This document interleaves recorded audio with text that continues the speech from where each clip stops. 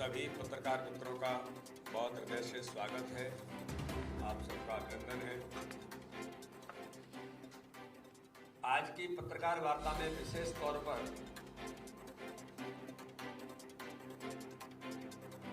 देश के अंदर एक ऐसे घटनाक्रम पर मैं आपसे आज चर्चा कर रहा हूं कि कांग्रेस के राज्यसभा के सांसद धीरज साहू के ऊपर उनके ठिकानों पर जब छापे पड़े हैं तो किस प्रकार से 210 करोड़ से ऊपर कैश जो पकड़ा गया और लगातार अभी ठिकानों पर जांच जारी है और लगातार कैश भी पकड़ा जा रहा है।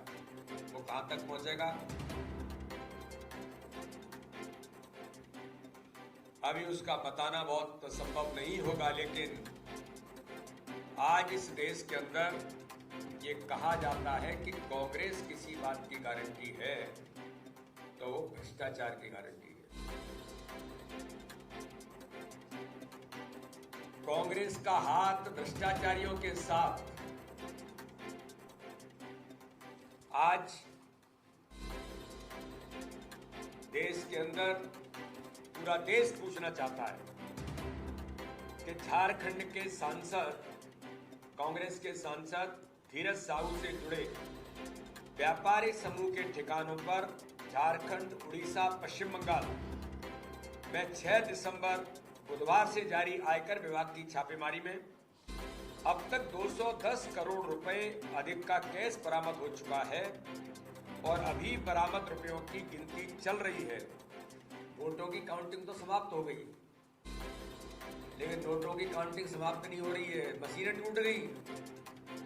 मैं मीडिया में पढ़ रहा था, आपने किसी ने लिखा है कि 2 मशीनें जल गई, तो फिर कहीं से बाहर से मंगाएंगे। ये कांग्रेस है इस देश के अंदर। जो प्रधानमंत्री जी कहते हैं कांग्रेस किसी बात की गारंटी है तो भ्रष्टाचार की गारंटी है। इस रेड में देश के कानूनी तरीके से जब्त की जाने वाली सबसे बड़ी नकदी होने का अभी तक का ये अनुमान लगाया जा रहा है, अभी तक का उदाहरण है। जो मैंने कहा कि जब्त की गई नोटों की जो संख्या है उसे गिनने के लिए कई मशीनें मंगानी पड़ी और वो भी खराब हो गई। लेकिन मैं मीडिया के मित्रों के सामने आज कहना चाहता हूं, अगर कांग्रेस भ्रष्टाचार की गारंटी है तो मोदी की गारंटी है कि भ्रष्टाचारी नहीं बचेंगे। ऐसे जो लोग हैं जो इस प्रकार से अनाधिकृत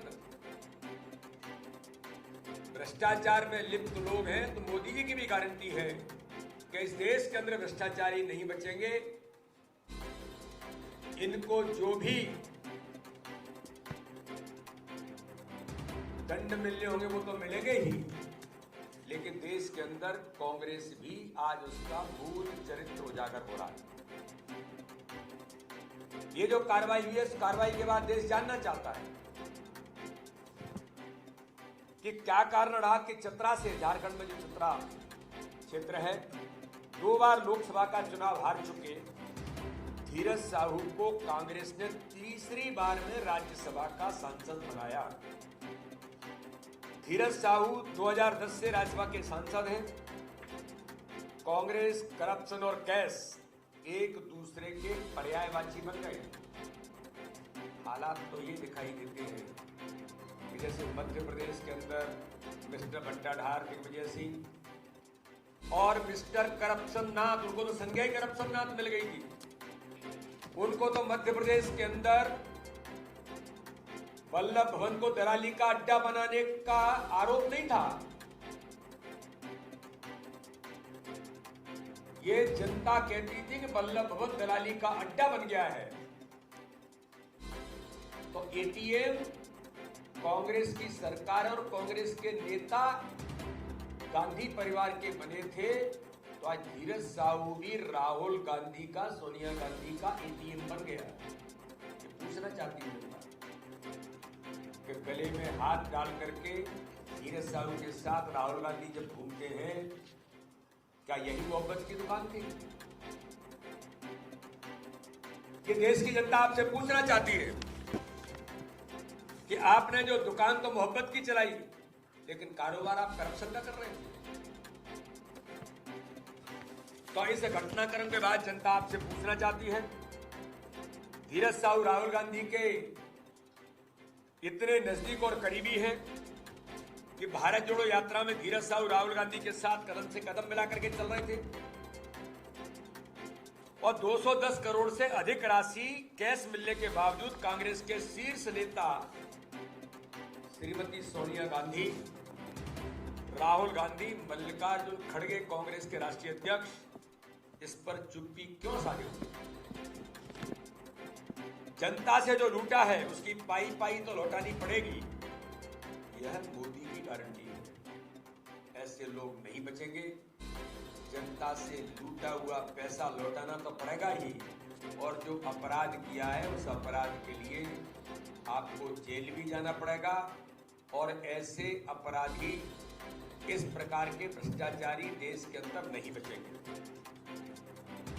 इसलिए मोदी जी की गारंटी है कि बेईमानों से पाई पाई वसूलने की गारंटी। आज इस देश के अंदर एक तरफ घमंडिया गठबंधन, जहां भ्रष्टाचार, कमीशनखोरी, लूट खसोट और दलाली की गारंटी है, तो दूसरी तरफ आदरणीय प्रधानमंत्री श्री नरेंद्र मोदी जी की गारंटी है कि जो भ्रष्टाचार को जड़ से खत्म करने के लिए प्रतिबद्ध है। अगर एक कांग्रेसी सांसद के पास 210 करोड़ रुपए की नकदी पकड़ी गई, जो बाकी सभी कांग्रेस सांसदों के पास कितनी नकदी होगी? इस हिसाब से तो गांधी परिवार विश्व का सबसे भ्रष्टाचार को जड़ से खत्म करने के लिए प्रतिबद्ध है।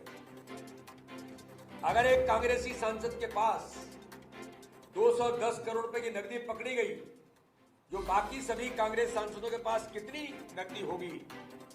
इस हिसाब से तो गांधी परिवार विश्व का सबसे बड़ा भ्रष्टाचारी परिवार साबित होता है। राहुल गांधी जी, ऐसे कितने आर्टिस्ट हैं कांग्रेस में जो जनता से लूट में लगे हैं, लेकिन जनता से लूटे हुए पैसे का हिसाब किताब हर रोज लिया जाएगा। ये प्रधानमंत्री नरेंद्र मोदी जी के देश के अंदर गारंटी है। कांग्रेस की मोहब्बत की दुकान से निकला नोटों का पहाड़ और गिनती जारी है। मोहब्बत की दुकान के एक फ्रेंचाइजी के तौर पर फ्रेंचाइजी के गल्ले में 200 करोड़ के नोट मिले हैं, खूब बिक्री हुई है। लगता है सारी मोहब्बत कुछ यूं ही बिक गई, तभी पास में सिर्फ हिंदुत्व और सनातन से नफरत बची है। कांग्रेस के आलाकमान और गांधी खानदान को देश को यह बताना होगा कि उनके जिस सांसद के 10 ठिकानों से जो 200 करोड़ रुपए बरामद हुए, ये कांग्रेस नेता गांधी खानदान में किसका एटीएम था? अब तक कांग्रेस पार्टी ने चुप्पी साध रखी है। ये कौन है जिसका एटीएम बनकर के कांग्रेस के नेता, कांग्रेस का ये नेता आज भ्रष्टाचारी के तौर पर उभरा है? मध्य प्रदेश के अंदर भी लोग, श्रीमान भट्टाधार, दिग्विजय सिंह के बारे में तो यहाँ उन्हीं के मंत्री ने कहा था कि मध्य प्रदेश का सबसे बड़ा भ्रष्टाचारी, सबसे बड़ा शराब माफिया, सबसे बड़ा रेत माफिया कोई है तो मिस्टर भट्टाधार दिग्विजय सिंह है। ये कांग्रेस का मूल चरित्र है। कमलनाथ तो करप्शन नाथ ही बन गए, जो मध्य प्रदेश की जनता ने इन सबको आईना दिखाया है। जहां कांग्रेस का प्रतिनिधि होगा वहां इस बात की गारंटी है कि भ्रष्टाचार अवश्य ही करेगा। ऐसे घोटालों और भ्रष्टाचार के सेंटर का नाम यदि गांधी करप्शन सेंटर रख दिया जाए तो ये गलत नहीं होगा, क्योंकि ऐसे सभी कामों की ट्रेनिंग उन्हीं के द्वारा इस देश के अंदर दी जा रही है। इंडिया अलायंस यानी घमंडिया गठबंधन के नेता भ्रष्टाचार का लूट खसोट तो करते ही हैं, और जब ईडी, सीबीआई और आईटी जैसी जांच एजेंसियां अपना काम करती हैं, तो सारे भ्रष्टाचारी नेता एक होकर एजेंसियों पर आरोप लगाते हैं। भ्रष्टाचार की काली कमाई से कांग्रेस नेता अपनी जेब भर रहे हैं और यह सारा पैसा गांधी परिवार की तिजोरी तक जाता है। यह सारा पैसा जनता की कमाई का है, जिससे कांग्रेस के नेता अपने घर भर रहे हैं। यह बहुत आश्चर्यजनक है कि खड़गे, सोनिया गांधी और राहुल गांधी चुप्पी इन मामलों में साधे बैठे हैं। इसलिए घमंडिया गठबंधन के नेता भारत की अर्थव्यवस्था, गरीबों की कमाई और नागरिकों के अधिकारों को दीमक की तरह खा रहे हैं। मैं आज इसकी कड़ी आलोचना करते हुए मैं फिर कहता हूं, कांग्रेस इस देश के अंदर भ्रष्टाचार की गारंटी है, तो प्रधानमंत्री नरेंद्र मोदी जी ऐसे भ्रष्टाचारी नहीं बचेंगे देश के अंदर। इस बात की गारंटी है देश की जनता। राहुल गांधी, सोनिया गांधी से लेकर कांग्रेस के राष्ट्रीय अध्यक्ष से पूछना चाहती है कि कितने करोड़ रुपए, 210 करोड़ रुपए अभी तक की सर्वाधिक राशि इस छापे के अंदर पकड़ी गई कांग्रेस के राज्यसभा के सांसद के पास, तो इसका जवाब देश पूछना चाहता है। बहुत बहुत धन्यवाद।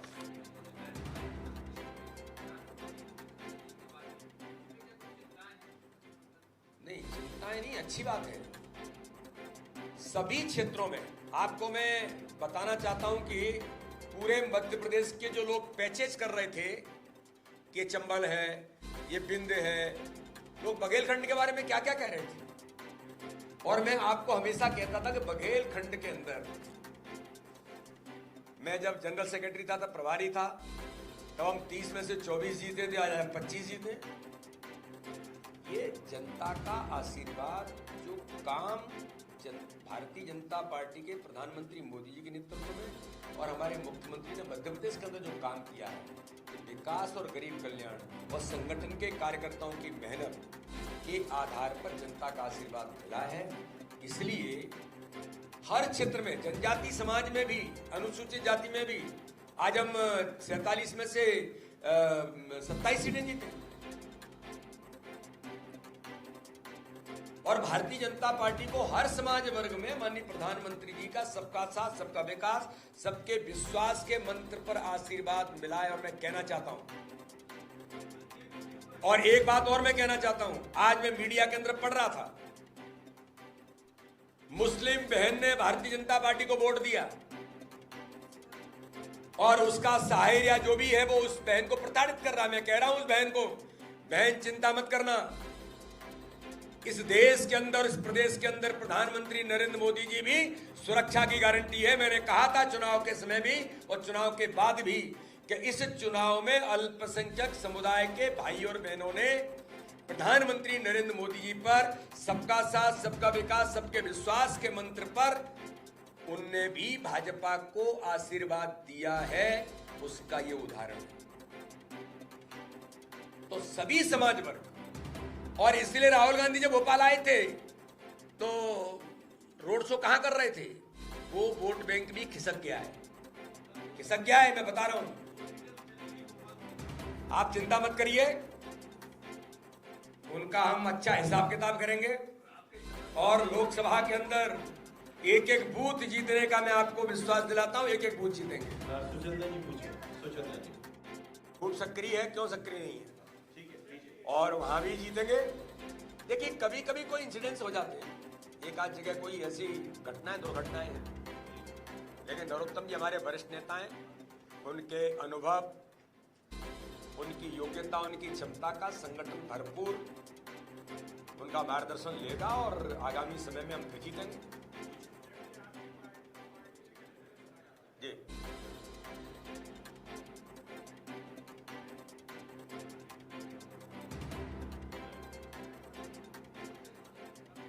नहीं, विधायक दल ही चुनेगा।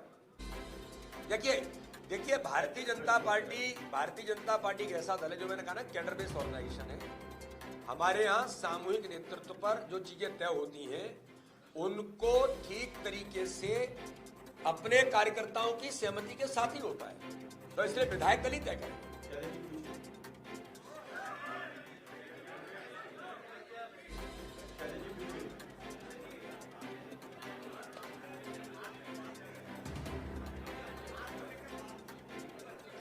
हार को लेके इन सारे बातों पर शैलेंद्र जी अच्छे तरीके से समीक्षा हुई भी है और करेंगे।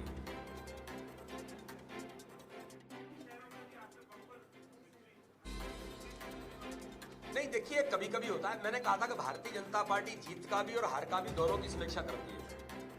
चुनाव जीतने के तत्काल बाद जनता का आभार करते हुए हमने कहा था कि जो बूथ हम हारे हैं उन बूथों की समीक्षा भारतीय जनता पार्टी गहराई से हमने शुरू कर दी, और लोकसभा के अंदर उन बूथों को हम कैसे जीतेंगे इस पर हमारे कार्यकर्ताओं ने कुशल रणनीति के साथ काम शुरू कर दिया है।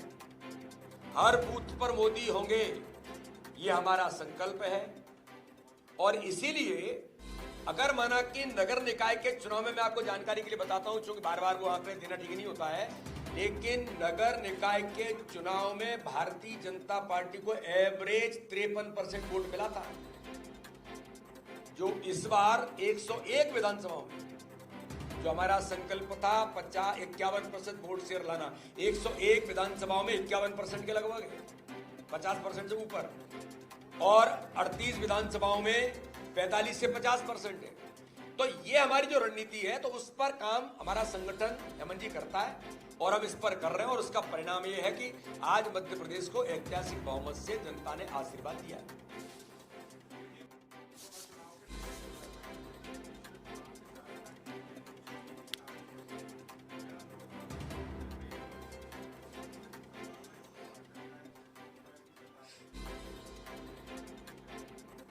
चोर की दाढ़ी में तिनका होता है। चोर को लगता है मैं चोरी करके आया हूं तो कहीं पकड़ा नहीं जाऊं। तो दिग्विजय सिंह इसके सबसे बड़े उदाहरण है, इस मध्य प्रदेश नहीं देश के अंदर। और चिंता मत करिए दिग्विजय सिंह जी, समय आ रहा है। कहां कहां आप बच गए थे, कहां कहां आप छूट गए थे, उसका भी हिसाब किताब होगा। इसलिए ईडी हो या सीबीआई हो, ये संवैधानिक संस्थाएं हैं, ये किसी के कहने पर काम नहीं करती। सरकार तो आपकी भी रही, इस देश के अंदर सबसे ज्यादा सरकार में तो 55-60 वर्षों तक कांग्रेस ही रही। तो क्या आप इनको, और इनके समय में तो कहा गया कि इनके तोते हैं, लेकिन हमने कभी नहीं कहा, हमने तो कहा ये संवैधानिक संस्थाएं अपना काम संवैधानिक दायरे में करती है। तो किसी सरकार के कहने पर, किसी नेता के कहने पर संविधान नहीं चलता है, संवैधानिक दायरे में वो काम करती है। दिग्विजय सिंह की चिंता मत करिए, संविधान के तहत ही आगे भी काम होगा।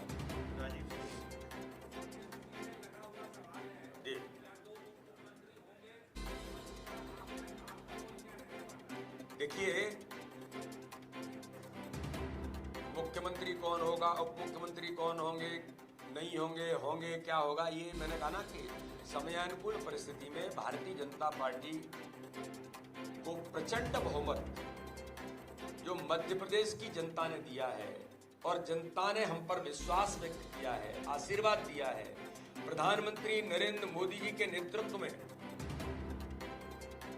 गरीब कल्याण की योजनाओं के साथ और विकास जो मध्य प्रदेश के अंदर द्रुत गति से जारी है, इसे आगे बढ़ाने के लिए और 2024 में पुनः प्रधानमंत्री बनाने के लिए जो जनता ने प्रचंड बहुमत दिया है, भाजपा के संगठन के कार्यकर्ताओं की मेहनत और ताकत के बल पर, इसलिए मध्य प्रदेश के लिए अच्छा क्या होगा ये नेतृत्व निर्णय करेगा। अनुराग जी पूछिए।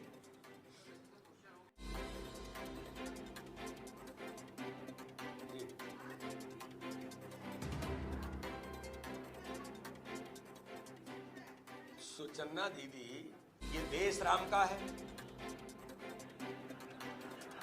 और 22 जनवरी 2024 को पूरा देश भगवान श्री राम को, प्रधानमंत्री नरेंद्र मोदी जी अयोध्या पहुंचेंगे और रामलला विराजमान होंगे। सुबह सुबह हम सब लोग भी गांव के अंदर भी उठते हैं, तब राम राम करते हैं। तो ये कोई मतलब, ये तो नेचुरल है राम राम करना।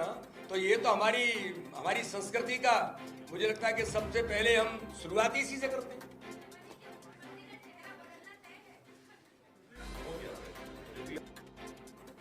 देखिए भारतीय जनता पार्टी एक जानकारी के लिए मैं आपको बताता हूँ, मिशन 29 हो, लोकसभा का चुनाव हो, विधानसभा के चुनाव के चलते हुए भी लोकसभा की चुनाव की तैयारी चल रही थी, आज से नहीं है। बूथ विस्तारक अभियान, बूथ सशक्तिकरण अभियान मध्य प्रदेश में चलाया ही था, लेकिन केंद्र ने भी बूथ सशक्तिकरण लोकसभा के लिए एक एक बूथ पर पूरे देश के अंदर काम चल रहा है, उसमें मध्य प्रदेश भी समाहित है। तो ये तो आज से नहीं, बहुत पहले से चल रहा है। रवि जी आइए। राजीव जी, Bharatiya Janata party cadre based organisation है और कार्यकर्ता आधारित संगठन होने के नाते से हमारा नेतृत्व जो निर्णय लेता है वह कार्यकर्ता को सिरोधार्य और स्वीकार होता है। मध्य प्रदेश के लिए,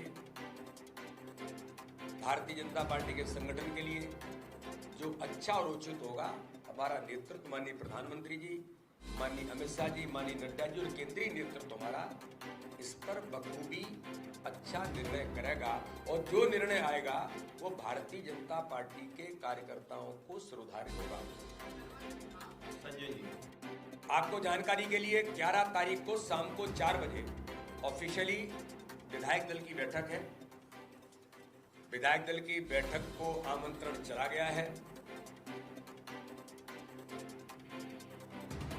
और हमारे तीनों पर्यवेक्षक 11 तारीख को सुबह यहां पहुंचेंगे और जो संगठन के पद्धति के अनुरूप जो प्रोसेस होता है उसके आधार पर पर्यवेक्षक हमारे यहां आकर के 11 बजे विधायक दल की बैठक में जो निर्णय होना है वो होगा।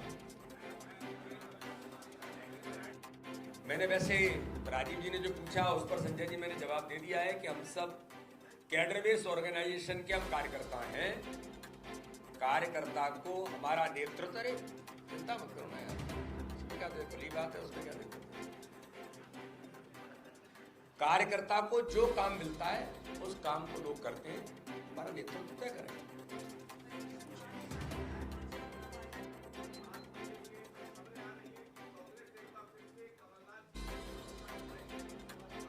स्वागत है कमलनाथ जी, फिर से स्वागत है कमलनाथ जी। अग्रवाल साहब आप पूछिए।